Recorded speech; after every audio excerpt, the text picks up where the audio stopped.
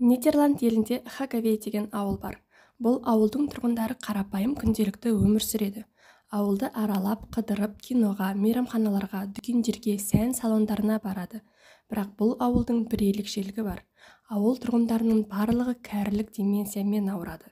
Бұл эксперименттік ауыл.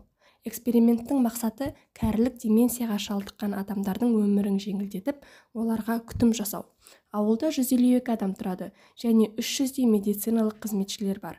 Бірақ олар біз үйренгендей ақ халат кимейді, себебі ауыл тұрғындары үшін олар кассирлер, шаштараздар, пошташылар. Экспериментті ойлап тапқан адамдардың айтуынша, бұл деменцияға шалдыққандар мен олардың туысқандары үшін өте ыңғайлы және күнделікті күтуші жалдағаннан әлде қайда арзан. Қарияларды 24/7 камерадан көріп отыруға болады. Қалағандарының бәрін жасай алады, тек ауылдан шығуға болмайды. Бұл дұрыс эксперимент пе, әлде ата-әжелер өздерінің туысқандарының қасында болғаны дұрыс па?